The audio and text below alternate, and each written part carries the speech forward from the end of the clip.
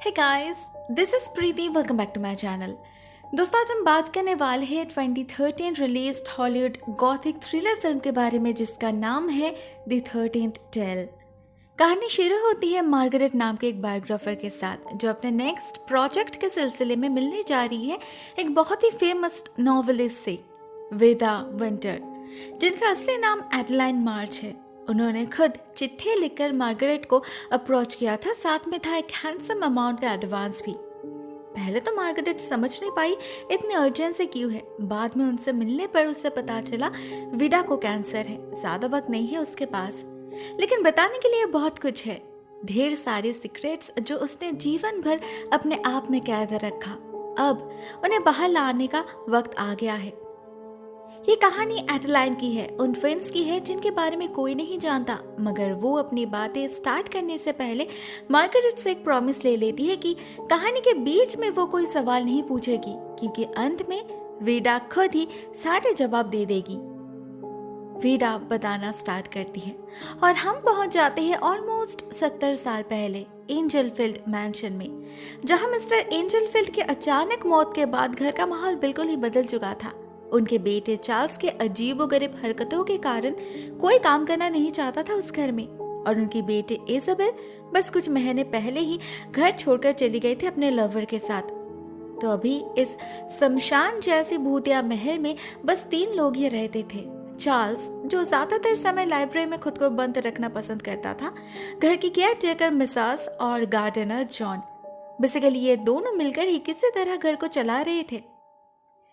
ऐसे में एक दिन इजाबेल लौट आई अपने 2 ट्विन डॉटर्स के साथ, एमिलीन एंड एडेलाइन, मगर इनके प्रति उसका कोई लगाव नहीं था। इवन उसे तो ये तक पता नहीं था इनमें से किसका नाम क्या है। घर आते ही वो उन्हें मिसेस के हाथ सरेंडर कर देती है और खुद चली जाती है चार्ल्स के पास। उनके इंटरेक्शन से हम समझ पाते हैं उनका रिश्ता नॉर्मल नहीं है, मगर एग्जैक्टली क्या है वो हमें आगे पता चलेगा। देखते देखते 10 साल बीत जाते हैं। एमिलीन और एडेलाइन भी बड़ी हो चुकी थी, मगर उसके माँ के बर्ताव में कोई बदलाव नहीं आया। ज्यादातर समय चार्ल्स के कमरे में ही बीतता है। अपने बच्चों के बारे में शायद उसे याद भी नहीं।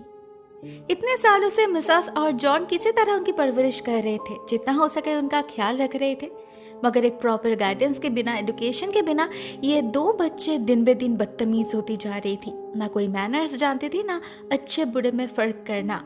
दिन भर कुछ ना कुछ शैतानी करते ही रहते थे, जैसे गार्डन में पेड़ पौधों को काटना, जॉन को परेशान करना। लेकिन कभी कभी हद भी पार कर देते थे वो लोग। उनकी शरारत क्रुएल्टी में बदल जाती थी। फॉर एग्जाम्पल, एक दिन उन लोगों ने एक नेबर के बच्चे को धक्का देकर फेंक दिया था। एडलाइन को तो लिटरली मजा आ रहा था उसे रोते देख, इतनी क्रूएल बन चुकी थी वो, साथ में डेंजरस भी। जब शहर में सबको ये बात पता लगी तो एक lady, Mrs mostly, local doctor की बीवी, आई इजाबेल से बात करने उसके बच्चों के बारे में। मगर घर के अंदर जाते ही उसे बहुत अजीब फील होने लगा। ये घर ही या कोई खंडर? चारों तरफ चीजें बिखरे पड़े थे, गंदगी फैली थी, कोई दिखाई भी नहीं दे रहा था आसपास, बस किसी बच्चे के खुसफुसाने की आवाज आ रही थी बार बार। मिसेस मोस्ली को तो डर लगने लगा था। वो बस सोच ही रहे थे कि उसे और अंदर जाना चाहिए या नहीं। इतने में कोई उसे पीछे से धक्का दे देता है। वो देख नहीं पाती कौन, बस एक सफेद कपड़ा देखती है। सभी को लगता है ये उन 2 बच्चों की शरारत होगी, मगर मिसेस मोस्ली नहीं मानती, क्योंकि उसने घर में घुसते वक्त ही उन दोनों को देखा था बाहर सीढ़ियों पर। ये कोई और है। मिसेस तो ये तक कहती है कि ये घर हॉन्टेड है।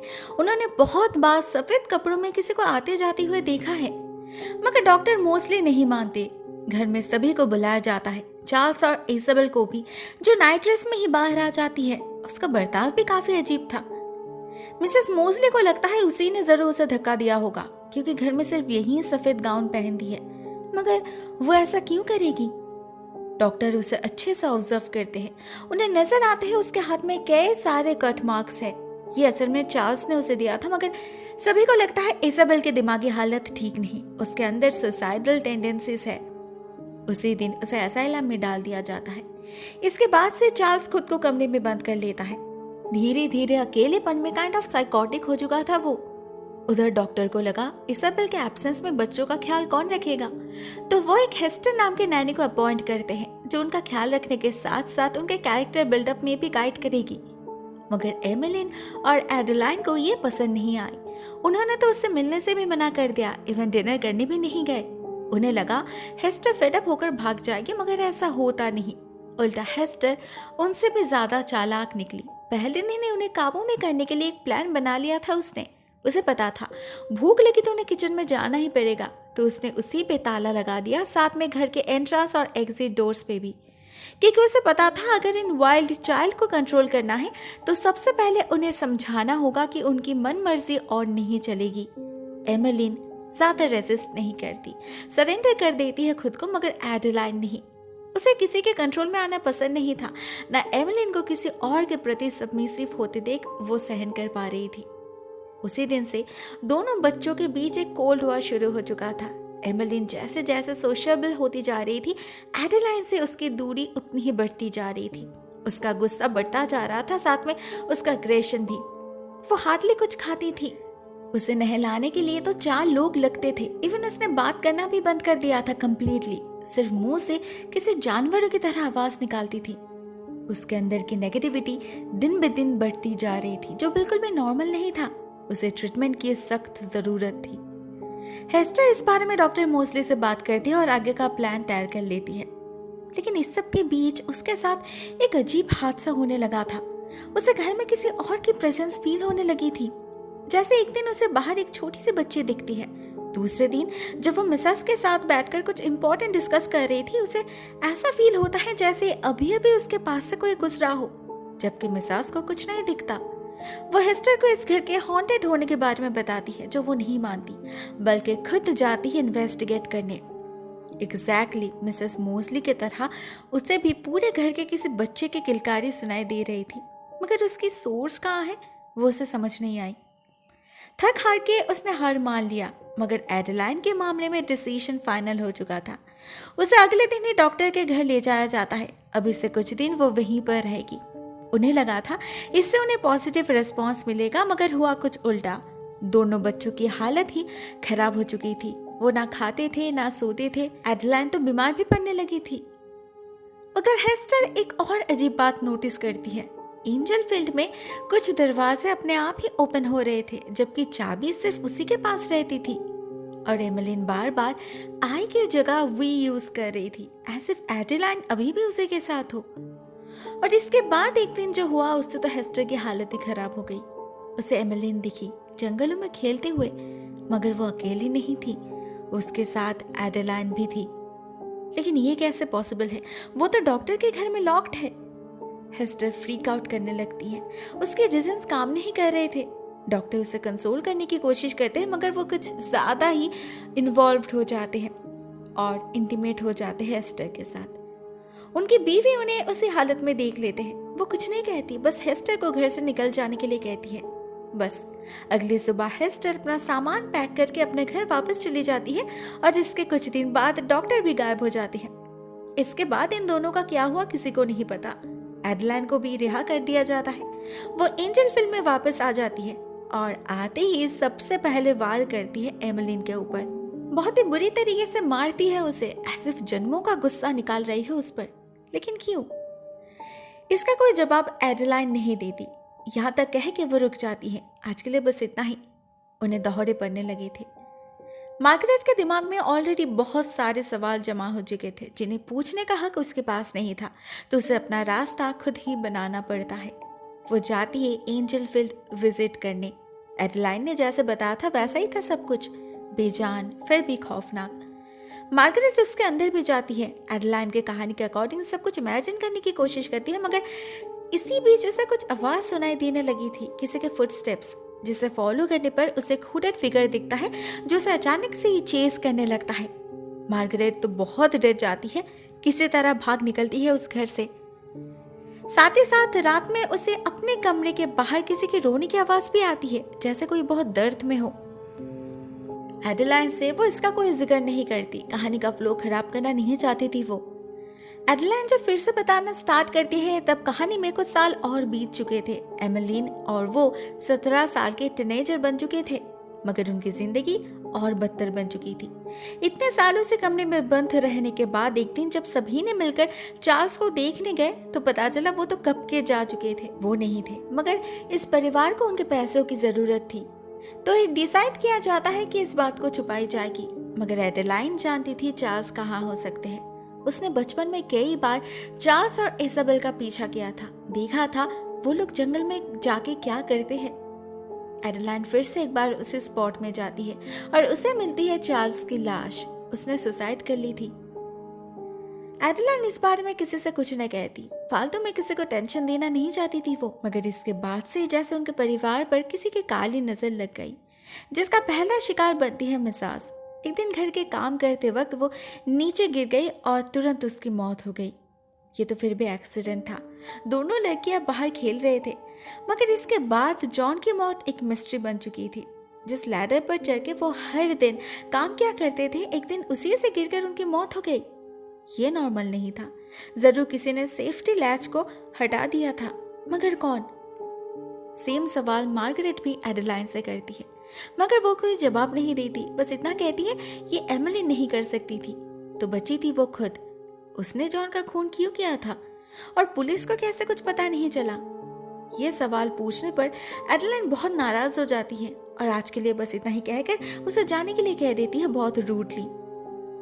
मगर टेंशन में मार्गरेट को पूरी रात नींद नहीं आती। देर रात उसे फिर से किसी की रोने की आवाज सुनाई देने लगती है। खिड़की से झांकने पर उसे एक ओल्ड लेडी दिखती है जो मिट्टी के नीचे कुछ ढूंढ रही थी। मार्गरेट इस बार उनकी पूरी बात तो समझ नहीं पाती, लेकिन इतना समझ जाती है कि ये जरूर एमिलीन होगी। तभी तो एडेलाइन इस उम्र में भी उसका इतना ख्याल रखती है।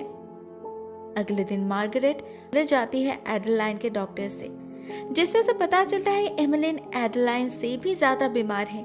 बहुत कम समय बचा है उसके पास। शायद इसीलिए एडेलाइन ज्यादा से ज्यादा वक्त उसी के साथ बिताना चाहती है। मगर वक्त तो उसके पास भी नहीं था, उसे ये कहानी कंप्लीट करनी थी। दूसरी तरफ मार्गरेट खुद भी धीरे धीरे इस कहानी में इन्वॉल्व होती जा रही थी। उसे ऐसा लग रहा था सब कुछ जैसे उसके सामने ही हो रहा है। स्पेशली एंजल फिल्म में जाने के बाद वो और ज्यादा ऑब्सेस्ड हो पड़ी थी। मगर इस बार जब वो जाती है उसे वहां बहुत सारे लोग दिखते हैं, जिनमें पुलिस और फॉरेंसिक टीम भी थे। वहीं पर मार्गरेट से मुलाकात होती है उस इंसान की जिसने पिछली बार उसे डराया था। इनका नाम ऑरेलियस है, बहुत ही साधारण आदमी है। पास में ही उनका एक बेकरी है। कभी कभी वो यहाँ आ जाते हैं टाइम पास के लिए। न जाने कि उन्हें इस घर में आके बहुत सुकून मिलता है। ऑरेलियस ही मार्गरेट को इन्फॉर्म करते हैं कि पुलिस को यहाँ किसी का स्केलेटन मिला है, उसी की जांच हो रही है। मार्गरेट समझ नहीं पाती ये किसका स्केलेटन हो सकता है जिसे यहाँ ऐसे छुपाया गया है। एडेलाइन ने तो अभी तक ऐसे किसी बात की जिक्र नहीं की। ठीक तभी उसे कुछ बातें स्ट्राइक करती हैं, कुछ पॉइंट्स जिस पर उसने इतने दिनों से गौर नहीं किया। वही तो है इस कहानी का मिसिंग लिंक। उसे ख्याल आता है एडेलाइन की कहानी के बताने का तरीका हमेशा से वो ऑब्जेक्टिव रही, ऐसे वो उसका पार्ट नहीं हो, कोई थर्ड पर्सन हो जिसने ये सब कुछ होते हुए देखा था। ट्विंस के बारे में बात करते वक्त आई की जगह बार बार एडेलाइन का यूज करना, ये बताना कि उन्होंने हमेशा एमिलीन को अपना ट्विंस ही माना है, एज इफ वो ऑलरेडी नहीं है। इस सब का बस एक ही मतलब हो सकता है, उस घर में 2 नहीं 3 बच्चे थे जिसे हेस्टन ने देखा था, जिसकी आवाज घर में गूंजती थी। मार्गरेट को उसी वक्त इस बात को क्लैरिफाई करना था, तो वो भागती है एडेलाइन के पास। मगर घर जाने पर उसे पता चलता है एडेलाइन बहुत ही दुखी है। बस कुछ देर पहले उसकी एक लौती दोस्त एमिलीन उसे छोड़कर चली जो गई। लेकिन वो कहानी को कंटिन्यू रखना चाहती थी, क्योंकि शायद नेक्स्ट बार उसकी बारी होगी। पता चलता है मार्गरेट का शक बिल्कुल सही था। उस घर में सच में ही 3 बच्चे थे और तीसरा बच्चा वो खुद थी, वीडा, जो एक दिन जॉन को अचानक से ही घर में मिली थी। वो देखने में बिल्कुल ट्विंस की तरह थी, रेड हेयर्ड, ब्लू आइड। तो किसी को समझने में प्रॉब्लम नहीं हुई, ये तीनों के पिता एक ही है, चार्ल्स। असल में अपने बहन के साथ उसका एक इंसेस्चुअल रिलेशनशिप था, जिसके वजह से इसाबेल बार बार प्रेग्नेंट हो पड़ती थी। इसके बारे में पता चलने पर ही मिस्टर एंजलफील्ड को दिल का दौरा पड़ा और वो गुजर गए और इसाबेल घर से भाग गई किसी इमेजिनरी लवर का बहाना बनाकर इन बच्चों को आइडेंटिटी देने की कोशिश की, जबकि सच तो ये था कि इनके पेरेंट्स वो ही थे, चार्ल्स और इसाबेल। वीडा का जन्म इसी घर में हुआ था ट्विंस के 2 साल बाद। वही थी इस घर की घोस्ट जिनके बारे में और किसी को नहीं पता था। नेचुरली वो एमिलिन की तरह थी, काइंड हार्टेड मगर ज्यादा स्मार्ट। जॉन ने उसे बेसिक एजुकेशन भी दिलाया था। एडेलाइन के दूर रहते वक्त उसी ने एमिलिन का साथ दिया था, जो एडेलाइन को बिल्कुल भी पसंद नहीं आया। वो एमिलिन को किसी और के साथ शेयर नहीं कर पाती थी। वो सच में ही डार्क, वायलेंट और डेंजरस थी। पता नहीं क्यों उसके दिल में सबके लिए सिर्फ और सिर्फ नफरत ही भरी पड़ी थी। कोई पॉजिटिव इमोशन नहीं था उसमें। एंजल फिल्म में हुए सारे अनहोनी के पीछे उसी का हाथ था। बचपन में उसी ने मिसेस मोस्ली को धक्का दिया था और बड़े होने के बाद मिसेस को। जॉन के लैडर का सेफ्टी लैच भी उसी ने खराब किया था।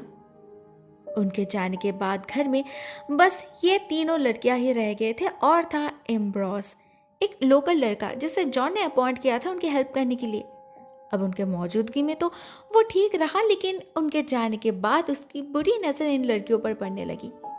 उसका टारगेट था वीडा, मगर वो उसके जाल में फंसी नहीं तो उसने एमिलिन को फंसा लिया, उसे प्रेग्नेंट करके भाग गया।